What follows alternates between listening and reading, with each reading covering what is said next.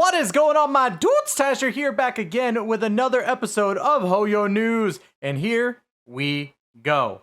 Our first story is coming from Genshin Impact, and of course we figured it would be. We got actual updates about Dori, the Electro Claymore healer. Yes, I have been begging for a new Electro healer, and this is nothing to say anything badly about Kuki Shinobu. She hot, but I just really needed a new healer, and this healer looks like she's going to be fantastic, especially with Dori's design and character. But let's go ahead and talk about her just a little bit. Dori, upon ascension, increases HP percentage, which is fantastic. She actually needs the Calpalata Lotus, I hope I pronounced that correctly, as a character ascension material. And of course, you gotta beat the Electro Regisvine to get those little, nuggets that you need to ascend her to her next level. And of course, like I said before, she is an Electro Claymore healer where she doesn't even wield the Claymore herself. She has a slime that does it for her. But let's go ahead and also talk about the abilities. We got the Troubleshooter Cannon ability, which is her E, that deals electro damage, and when the Troubleshooter shot actually hits, it creates 2 after-sale service rounds that auto-track opponents to deal more electro damage. At C1 though, she gets another after-service round that deals more electro damage, and at C6, she gains Electro Infusion upon this E, and all nearby party members will heal HP equal to Dori's max HP by 4%. That's fantastic. And then, of course, like I said, it just works. I need a new Electro healer. This ability for the C6, though, is every 0.1 seconds, so there might be a little bit of a discrepancy with that. But that isn't everything with Dori. We also got her other ability, which is her burst, and I'm going to read this because I think I'm going to pronounce it wrong anyway. The Alcazare's Exactitude. There we go. It took a little bit, but my apologies, chat. My apologies, everybody.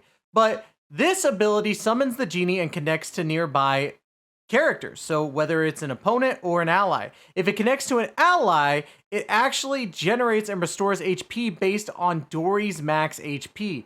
If it connects to an enemy, it deals electro damage every 0.4 seconds. Now, at C2, the genie heals a character it's connected to. It will fire a genie top and deal 50% of Dori's attack damage. Now, for me personally, I'm looking at the C2 and I'm like, she is a healer and you need to scale her max HP. So honestly, C2 I feel is not going to be really needed. At C4 though, when a character is connected to the genie, it will gain the following. When HP is lower than 50%, they gain 50% incoming healing bonus. When their energy is less than 50%, they gain 30% energy recharge. She is going to be a fantastic support character, and I cannot wait to actually have her a part of my collection. She's also voiced by, it looks to be Anjali Kunapaneni. I hope I pronounced that right. My apologies if I didn't. And then the JPVA is actually Kaneda Tomoko. So I'm excited. I cannot wait for Dori. Actually, I believe Dori was one of the #1 character that I wanted to actually try out when it came to 3.0. So I'm very excited for this character. Up next for Genshin Impact, we have the Lost Riches event actually has started today. I was going to say it's about to start, but it actually started today as of the release of this video. You seek out treasure and you can have that exchange for event gadgets, including mini Sealies. Now, this event has run twice before, and I've personally gotten the blue and the purple Sealy. You could also get a gold or pink Sealy, and then of course they added the Dendro Green Sealy, which is the one I'm going to be going after, but Hoyoverse, I gotta say, if you're going to include all these Sealies, please give me the chance to actually get all of them, because if you're just going to continue bringing in new ones, I'm never going to get the gold, and I'm never going to get the pink. Come on, man. Help me out here. You could also exchange the stuff that you get from these little treasure escapades that you go to with primos, talent level up materials, weapon ascension materials, heroes wits, enhancement ores, and more. Now, like I said before, this event has run twice before in Genshin Impact's history, and it's a pretty good, like, basic event. I'm not complaining about it, and I'm pretty sure that nobody else is really going to be complaining about it either. And then, of course, we're heading over to ZZZ, where we actually got the new character, Anton Ivanov, basically announced, but it's mainly the announcement of the voice actor, which the voice actor is Kamio Shinichiru, who's taking up this role and has done pretty good with supporting roles in general. Kamio is known as an amazing supporting voice actor in Japanese anime, his voice being heard in Seven Deadly Sins, Komi-san Can't Communicate, and of course, Fairy Tail, which is a very, very big anime. As we just said though, he will be voicing Anton Ivanov, a member of the Belobog Heavy Industries, a passionate but brash character with a heart of gold, it seems. Despite his hard exterior, he is kind-hearted, sincere, and straightforward. Honestly, a lot of people would probably describe him more as a himbo. I'm actually kind of excited for him though, because I know that he's going to be a lot of fun, and he was a part of the beta before, or the tuning test as they called it. So if you guys are excited to play this game, you will probably be excited to play as Anton. Now over on to the Honkai Star Rail side of things, we actually got news that they are doing their closed beta testing number 3, and signups are up right now, with many begging for this game to be released. A link in the description is provided for all the signups, and if you're taking part of this, just understand that you will be under an NDA, which means that you cannot publicly talk about what you see in the game, which is very saddening because I would love to stream this game like the others did, but of course, I understand.